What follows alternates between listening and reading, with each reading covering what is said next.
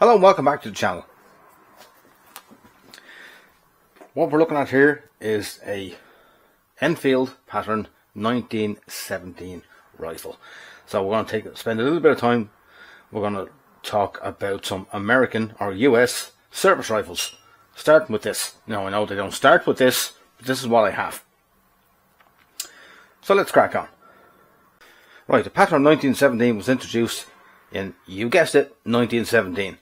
And it was introduced simply because the USA had found itself all of a sudden embroiled in the Great War in 1917 and discovered that they didn't have enough of these. What that is the pattern 19 is the Springfield 1903 30-06, which was the standard issue rifle, but all of a sudden they didn't have enough of them. So the three arsenals in the US, Winchester, Remington and Eddystone of Remington, were making this very same rifle but in 303 British for the British war effort. As that contract came to an end, they had got up to speed making their SMLEs and didn't need any more pattern 1914 rifles, so the tooling was already there and just a little bit of tweaking, and they changed from from Brit 303 to 30-06. That's that there. Now, these things, even though they're regarded as kind of the redhead stepchild of the whole the redhead stepchild of rifles in the Great War, this was actually a great rifle, and they saw service all over the place. They went up as war aid to Spain in the Spanish Civil War. They saw service there. They saw service in China as aid against the Chinese communists, and then against the Japanese. Saw aid in the Baltic states, Lithuania and Latvia. First against the Bolsheviks, and then against the Germans.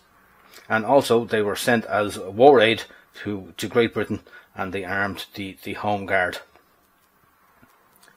The Home Guard incidentally kept pattern 1914 rifles as well, so that was a bit of a, that was some chambered in .303 British, and some chambered in 30-06, so they had to put markings on them so to know which one is which. But yep, here we go. Pattern 1917 30 caliber rifle. Okay, so what came next? What came next was an evolutionary leap forward. Now, this was the self-loading 30-06 Garand rifle. It wasn't the first self-loading rifle adopted by a major power. Actually, Mexico adopted a self-loading rifle in the 1910s. France developed a self-loading rifle just towards the end of the Great War. But the Garand was the first rifle, self-loading rifle, to be adopted and issued en masse. I mean, to everybody, to all services, all branches, all soldiers, all riflemen were issued with a self-loading gas-operated rifle for the very first time that didn't need to be manually operated after every shot. So just make sure we're clear. So after each pull the trigger, eject the spent shell and load a new shell, and you could do that 8 times before you had to reload. Now, it wasn't just rifles. Carbines got issued as well. This is an M1 30 caliber carbine, or chambered in 30 caliber carbine. Where are we going? This little bad boy here, kind of like more or less a pistol cartridge. Was fed from a 15 round clip, which went in there, and again was self-loading.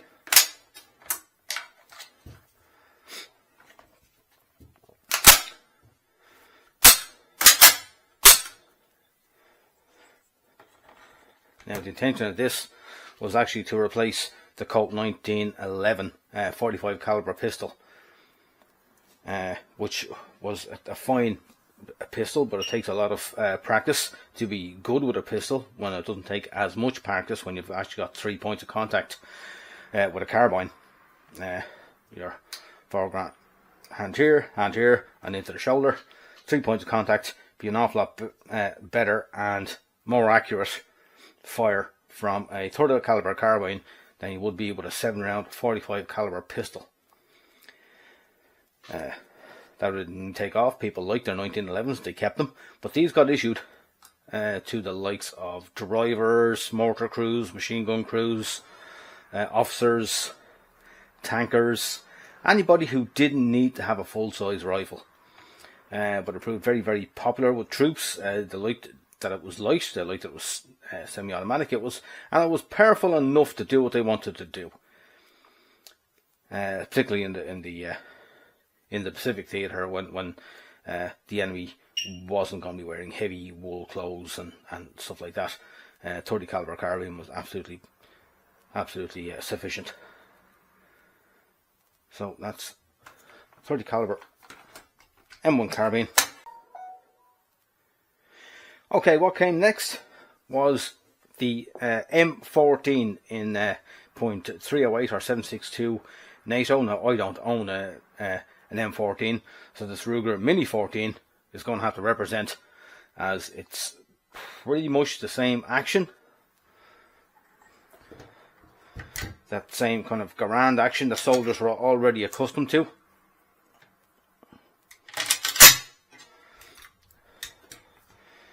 But it was a step down.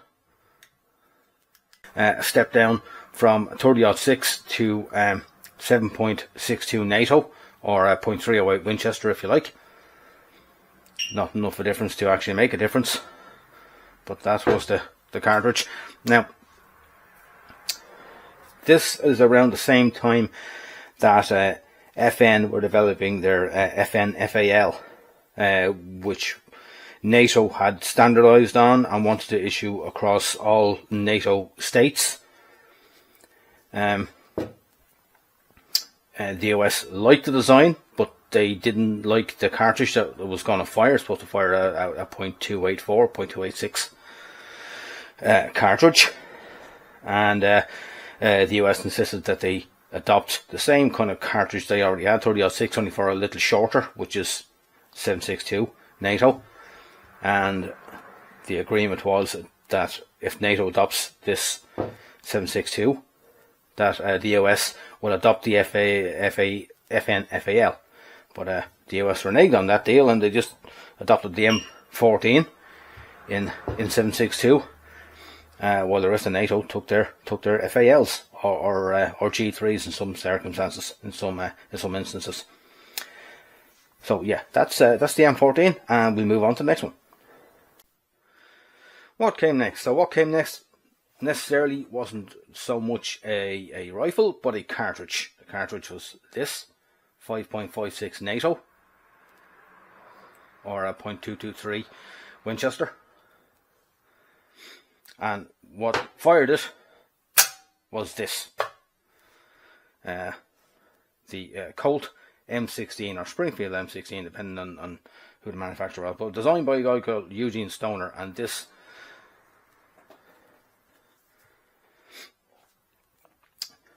design was so good it's still being used today. Adopted first in 1964, and it's still going strong now. What's it, 6 years later? 7 years later? Yeah, 6 years later. Okay, the form may have changed, the furniture may have changed on it, but the design of it, with the inline buffer and the rotating bolt, all these kind of things, that didn't change. That's still the same. We're looking at the Amberclear.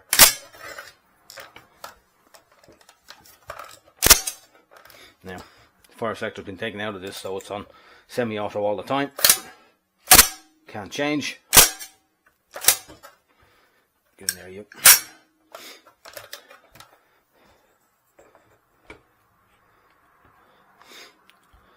Right. Well, these entered service first. They weren't so popular with the troops. They didn't like the caliber. It was only a 22 caliber as far as they were concerned. They liked their heavier calibers.